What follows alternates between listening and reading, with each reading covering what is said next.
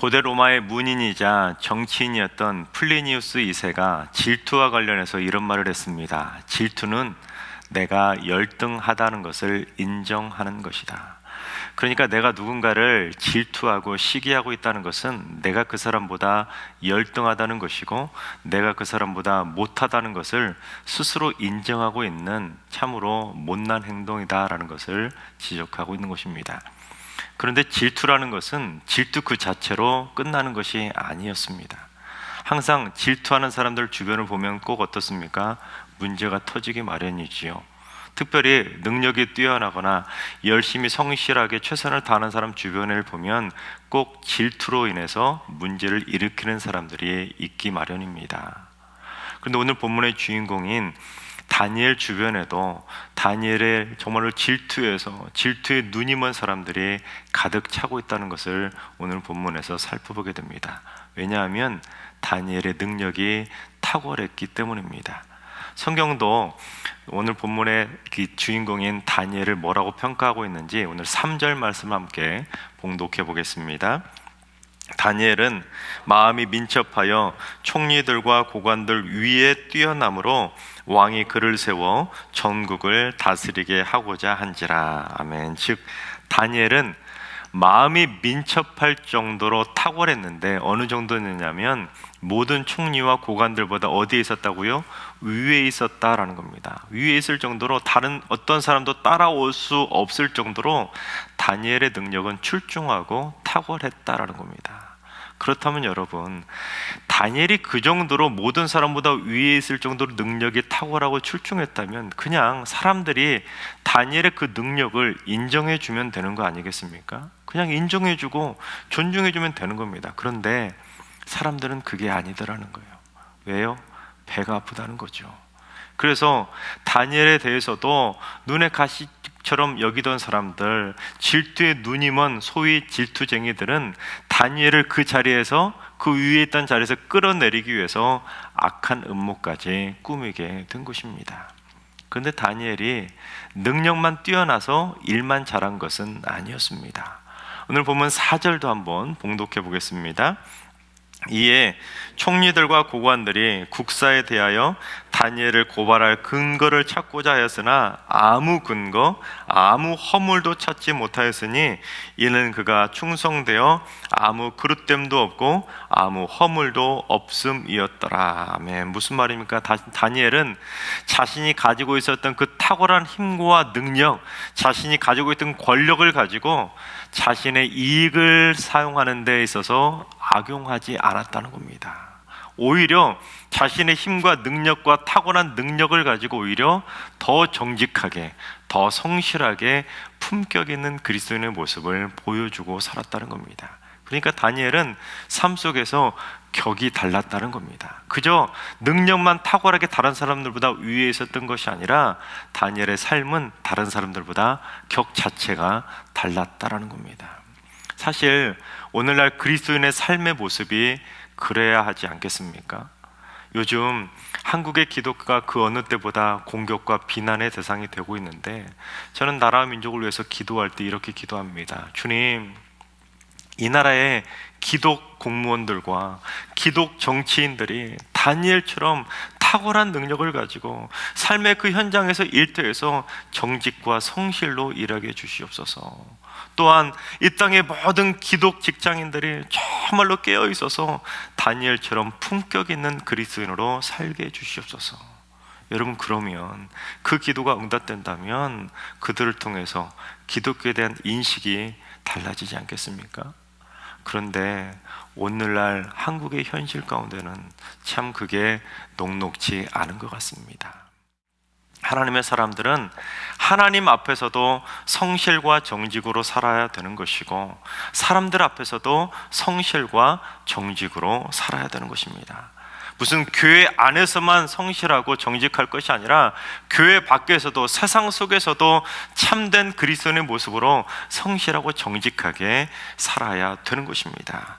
설령 주위에 나를 시기 질투하는 사람들이 나를 힘들게 하더라도 그것 때문에 눈치 보지 말고 오히려 더 우리는 하나님 앞에서 부끄럽지 않도록 성실과 정직으로 그 사람들과 승부하면 되는 것입니다.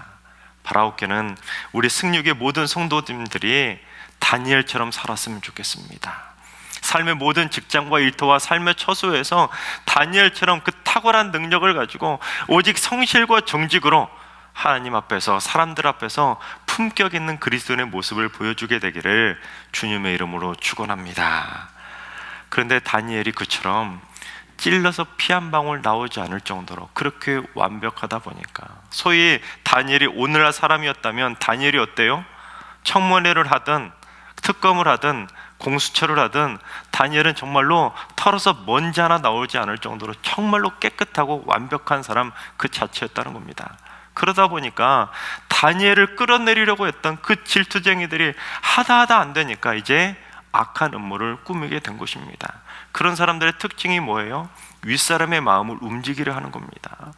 자기들의 힘으로는 안 되니까 윗사람의 마음을 움직여서라도 위에서부터 아래로 찍어내리도록 그런 방법을 쓰는 것입니다. 그래서 다니엘 주위에 있었던 그 질투쟁이들이 하다 안 되니까, 다니엘은 털어서 먼지 하나 나지 않을 정도로 깨끗하고 청렴하니까, 성실하고 정직하니까 마지막으로 택한 방법이 뭐였냐면 왕의 마음을 흔드는 것이었습니다. 그래서 왕의 칙령을 내려가지고는 앞으로 30일 동안 누구든지가 중요합니다. 다니엘도 예외가 없습니다. 누구든지 왕 이외에 그 어떤 신이나 사람에게 무엇을 구하면 어디에 던져낸다고요? 사자굴에 던져넣기로 칙령을 내리게 된 것입니다. 그렇다면 여러분, 사람이나 누구에게, 신에게 무엇을 구한다는 것은 무슨 뜻입니까? 기도한다는 것이죠. 그래서 지금 이 질투쟁이들이 만든 그 법은 한마디로 말하면 30일 기도 금지법이라는 것으로 말할 수 있을 겁니다. 그렇다면 여러분, 이 30일 기도 금지법이 그 해당하는 사람, 그 표적의 대상이 다니엘 자신이라는 것을 다니엘이 몰랐을까요? 지금 표적 수사의 대상이자 함정 수사의 대상이 지금 다니엘 그 자신이라는 것을 몰랐을까요? 아닙니다. 10절 첫 구절을 보면 다니엘은요, 왕의 조서에, 그 조서에 도장이 찍힌 것까지 다 알고 있었습니다. 그러니까 지금 자신을 시기하고 질투하는 사람들이 자신을 올가매라고 함정까지 파서 답은 이미 정해져 있다, 답정 너, 바로 네가 그런 사람이다라는 것을 다니엘 스스로 분명히 똑똑하게 알고 있었다는 겁니다. 그럼에도 불구하고 다니엘이 그 와중에 무엇을 했습니까? 오늘 보면 10절 말씀을 함께 봉독해 보겠습니다. 다니엘이 이 조서에 왕의 도장이 찍힌 것을 알고도 자기 집에 돌아가서는 윗방에 올라가 예루살렘으로 향한 창문을 열고 전에 하던 대로 하루 3번씩 무릎을 꿇고 기도하며 그의 하나님께 감사하였더라. 아멘. 다니엘이 그 와중에도 무엇을 했다고요? 하루에 3번씩 무릎을 꿇고 예루살렘을 향해 기도했다는 겁니다. 여러분, 공자가 논어에서 무슨 말을 했냐면, 군자는 공궁한 처지에 빠져도 마음이 흔들리지 않지만 소인은 공궁에 처하게 되면 난폭한 생각을 한다 그랬는데, 다니엘이 지금 어떤 상황입니까? 모함에 빠져서, 함정에 빠져서 공궁한 처지에 빠지지 않았습니까? 그렇다면 다니엘이 만약에 소인배였다면, 소인의 생각을 가지고 있었다면 다니엘이 그런 생각을 하지 않았겠습니까? 너희들이 감히 나를 죽이려고 함정을 파? 하고는 그래 너희들도 한번 당해봐 하고는 눈에는 눈, 이에는 이, 그래 너희들 한번 당해봐라 하고는 똑같이 난폭한 생각을 하며 그들에게 보복할 생각을 했을 텐데 다니엘이 그랬나요? 아니었다는 겁니다. 다니엘은 자신의 손에 피를 묻히지 않았다는 겁니다. 분명히 다니엘도 충분히 그 정도의 힘과 권력을 가지고 있었기 때문에, 다른 사람들보다 탁월한 민첩한 생각을 가지고 있었기 때문에 그들이 생각하지 못하는 방법으로 난폭하게 반격을 가해서 그들을 다들 심판할 수도 있었을 텐데 다니엘은 그러지 않았다는 겁니다. 다니엘은 왕 다음으로 가는 넘버 2의 위치를 가지고 있었던 국가서열 2위의 최고위직 공무원이었기 때문에, 여러분, 왕이 누구의 말을 더 잘 들었겠습니까? 분명히 왕은 다니엘의 그 탁월한 능력을 알았기 때문에 모든 총리들보다 고관들보다 위에 놓을 정도로 다니엘을 신뢰하지 않았습니까? 그러면 왕은 다니엘의 말을 더 잘 들을 수밖에 없는 상황이었습니다. 그래서 다니엘이 왕을 찾아갔나요? 왕을 찾아가서 마치 사극에서 보시는 것처럼 전하 통촉하여 주시옵소서 하면서 왕에게 가서 주청을 드리며 자신의 억울함을 토로했나요? 다니엘은 그러지 않았습니다. 오히려 다니엘은 늘 그래왔던 대로 어떠한 상황에 처할지라도, 심지어 자신이 공궁에 처하는 폭풍과 풍랑 속에 있을지라도 자신은 하나님 앞에 늘 하던 대로 기도의 자리를 지키게 되었다는 겁니다. 그러니까 다니엘은 기도가 체질이자 습관이 되었기 때문에 그 위험한 상황에서도 세상처럼 사람들처럼 소인배들처럼 똑같이 난폭하게 맞서 싸운 것이 아니라 하나님 앞에 겸손하게 무릎을 꿇고 기도의 자리를 찾았다는 겁니다. 그렇습니다. 그리스도인들은 다니엘처럼 기도해야 됩니다.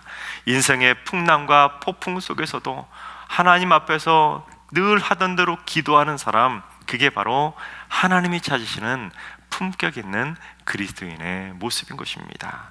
여러분, 다니엘처럼 기도가 습관이 되시고 기도가 체질이 되시를 주님의 이름으로 축원합니다. 그런데 다니엘이 예루살렘을 향해서 그렇게 기도했던 이유가 뭐냐면 솔로몬의 기도 때문이었습니다. 열왕기상 8장을 보면 솔로몬이 성전을 완공한 다음에 하나님 앞에 준공식을 드리며 기도를 했는데 뭐라고 기도했냐면, 하나님, 앞으로 여호와께서 택하신 성읍과 성전 쪽이 있는 곳을 향해서 기도를 하면 하나님께서는 그 기도와 간구를 들으시고 응답해 달라라고 기도를 한 겁니다. 그래서 다니엘도 그 솔로몬의 기도를 근거로 해서 예루살렘 쪽을 향해서 기도를 한 거죠. 그런데 안타깝게도 다니엘이 지금 예루살렘을 향해서 기도를 했지만 예루살렘의 지금 상황은 어떤 상황이었느냐면 성전도 무너지고 성벽마저도 무너진 폐허 상태였습니다. 그러니까 다니엘은 지금 예루살렘 성전도 없는 상황에서 예루살렘 쪽을 향해서 기도했다는 겁니다. 그런데 다니엘은 왜 예루살렘을 향해서 기도했느냐? 그 마음속에 확신이 있었을 겁니다. 무슨 확신이냐면 언젠가는 반드시 저 땅에 다시금 하나님이 택하신 그 장소에 하나님의 성전이 다시금 세워질 것이라는 믿음의 확신이 있었기에 그 땅을 바라보며 하나님께 기도할 수 있었던 것입니다. 근데 그 다니엘의 바람은 실제로 고레스 칙령에 의해서 포로에서 돌아온 귀한 자들에 의해서 다시금 그 땅에 하나님의 성전을 아름답게 재건할 수 있었습니다. 근데 너무나 안타까운 것은 그렇게 어렵게 다시금 성전을 재건했으면 하나님의 뜻에 합당한 모습으로 성전을 아름답게 세워가야 되는데 너무나 안타깝게도 만민이 기도하는 집을 종교 지도자들의 기득권이 득세하는 강도의 소굴로 만들고 말았던 것입니다. 그래서 하나님께서는 그 땅 가운데 다시금 성전 그 자체이신 새로운 성전이신 예수 그리스도를 보내주셨다는 겁니다. 즉 예수님이 바로 성전 그 자체이시자 모형이시자 성전의 교회의 머리가 되신다라는 사실입니다. 그래서 이제 신약 시대를 살아가는 우리 그리스도인들은 성전을 향해서 기도해야지만 응답받는 것이 아니라 교회의 머리가 되시고 성전의 모형이 되시고 교회 그 자체이신 주님을 향해서 기도하면 되는 것입니다. 또한 이 세상 어디에든 계시는 무소부재하신 그 하나님을 향해서 어디서든 기도하면 하나님께서는 들으시고 그 기도에 응답해 주시는 것입니다. 그래서 무슨 특정 장소나 특정 방향을 향해서 기도해야지만 하나님께서는 응답해 주시는 것은 분명히 아닙니다. 여러분, 우리 정말 다니엘처럼 한번 기도해 봅시다. 다니엘처럼 늘 그랬던 것처럼 기도가 습관이 되고 체질이 되어서 하나님 앞에 온 성도들이 한마음 한뜻으로 성전의 머리가 되시는 주님을 향해서 우리 승리교회 쪽을 바라보면서 하나님을 향해 날마다 무릎 꿇고 기도해 보면 좋겠습니다. 그래서 우리 승리교회가 온 성도들이 한 방향을 바라보고 한 마음 한 뜻이 되어 기도함으로 말미암아 승리교회가 한국을 변화시키는 기도의 전진 기지가 되어질 수 있기를 주님의 이름으로 축원합니다. 그렇다면 여러분, 다니엘이 하루에 3번씩 무슨 기도 제목을 가지고 기도를 했을까요? 하나님, 저를 시기 질투해서 저를 모함하고 함정에 빠뜨린 저놈들 심판해 주시옵소서. 저놈들 질투에 눈이 먼 자들입니다. 그렇게 기도했을까요? 아니면 하나님, 지금 30일 기도 금지법이 내려졌는데 하나님, 이 기도 금지법이 어서 빨리 사라지게 해 주시옵소서. 그렇게 기도했나요? 아닙니다. 하나님께 다니엘은 10절 마지막을 보면 그의 하나님께 뭐 했다고요? 감사하였더라. 다니엘이 그 와중에 하루에 3번씩 하나님께 무릎 꿇고 기도했던 기도의 제목은 단 한 가지, 감사 제목의 기도 그 하나뿐이었다는 겁니다. 여러분, 사실 다니엘이 처한 그 상황이 감사가 나올 만한 그런 상황이었습니까? 아니었지요. 도저히 감사가 나올 만한 상황이 아닙니다. 사람들 누구나 다, 자기 주변에 있는 모든 사람들이 다 자기를 시기질투하고 있는데, 심지어 그것도 모자라서 자기를 지금 함정에 빠뜨려서 죽이려고 모함을 하고 있는데 어떻게 감사할 수 있겠습니까? 그런데도 다니엘은 그럼에도 불구하고 그 상황에서도 하나님께 하루 3번씩 오직 감사의 기도를 드렸다라는 겁니다. 여러분, 감사할 수 있을 때 감사하는 것은 누구나 마음먹으면 할 수 있습니다. 그러나 감사할 수 없을 때도 감사하는 것, 그게 하나님이 원하시는 품격 있는 그리스도인의 모습 아니겠습니까? 여러분, 솔직히 우리 가운데 다니엘보다 더 탁월한 사람이 있습니까? 다니엘보다 더 성실하고 정직한 사람 우리 주위에 있습니까? 그렇다면 다니엘도 그렇게 탁월하고 성실과 정직이 몸에 밴 사람도 하나님 앞에 그 와중에도 감사할 수 없는데도 감사하며 기도했다면 우리는 더 하나님 앞에 기도해야 되지 않겠습니까? 우리는 더 부족한데, 우리는 더 정직하지 못하고 더 성실하지 못한데 하나님 앞에 매달리며 더 기도해야 되지 않겠습니까? 여러분, 세상 살다 보면 때로는 우리도 다니엘처럼 억울한 일을 당할 때가 있습니다. 때로는 누명을 쓸 때도 있고, 때로는 함정에 빠질 때도 있고, 때로는 질투하는 사람들 때문에 모함을 당할 때도 있습니다. 그런데 그럴 때 나도 똑같이 그 사람들처럼 흥분하면서 소인들처럼 과격한 생각, 난폭한 생각을 하면서 똑같이 맞서 싸운다면 어떻게 될까요? 둘 다 똑같이 몰락할 수밖에 없는 것입니다. 오히려 다니엘처럼 그 사람들이 그러든 말든 나는 그저 늘 그래왔던 대로 하나님 앞에 무릎을 꿇고 감사의 기도를 드리면 하나님께서 다 해결해 주신다는 사실입니다. 그렇습니다. 여러분, 다니엘의 무슨 능력이 무슨 탁월하고 출중해서 다니엘 혼자서 슈퍼맨처럼 모든 문제를 다 해결한 것일까요? 아닙니다.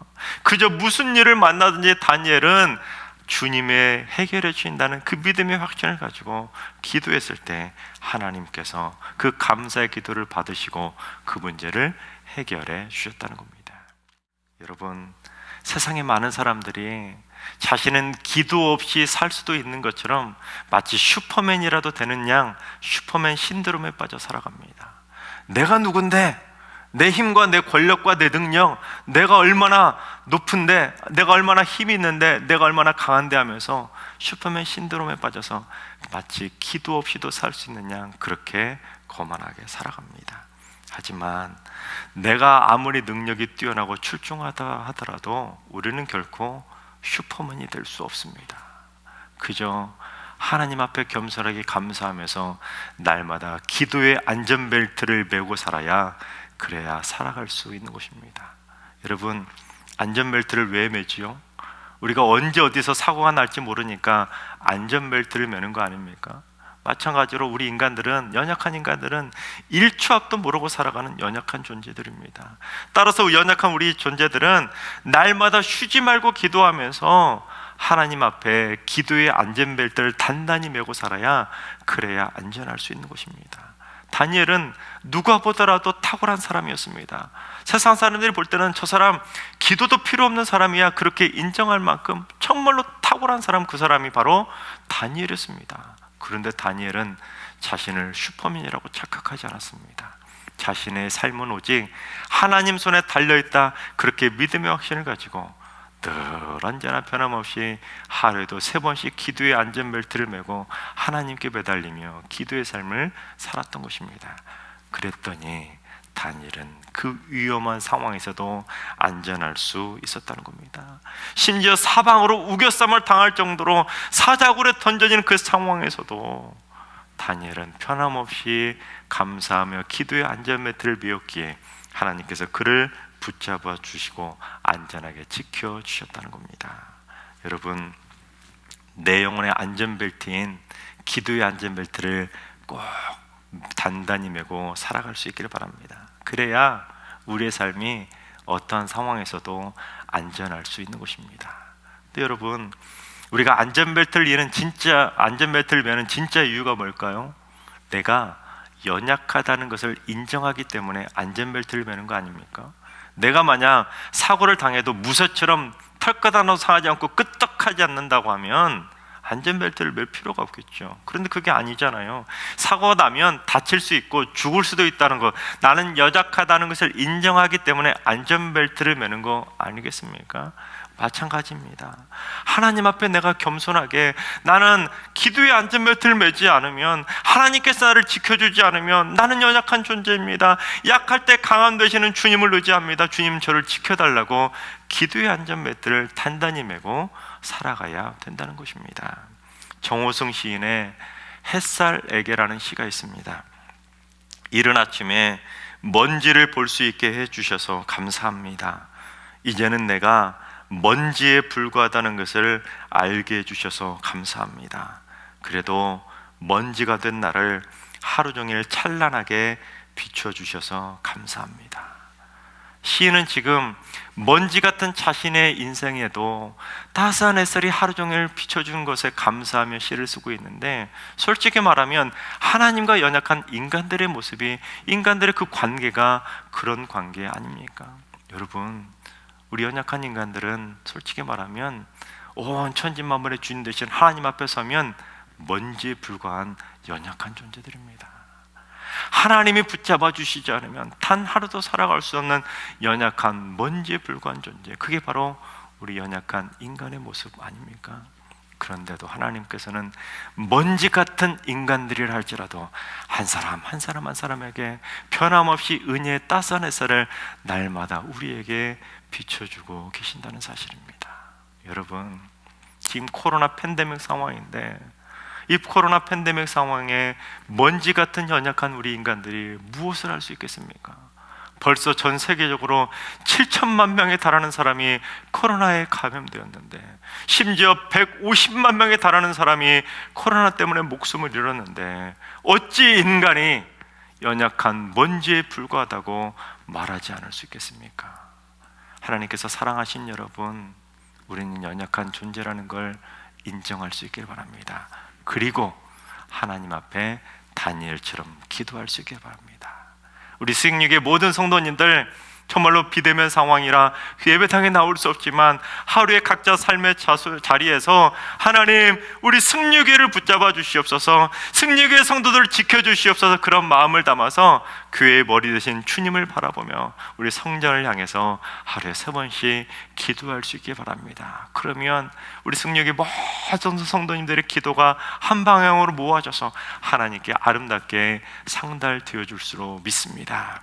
그리고 하나 더, 우리 모두 다 각자 삶의 처소에서 다니엘처럼 탁월한 능력을 가지고 열심을 다해 성실과 정직으로 최선을 다하는 품격 있는 그리스도인으로 살아가시기를 주님의 이름으로 축원합니다.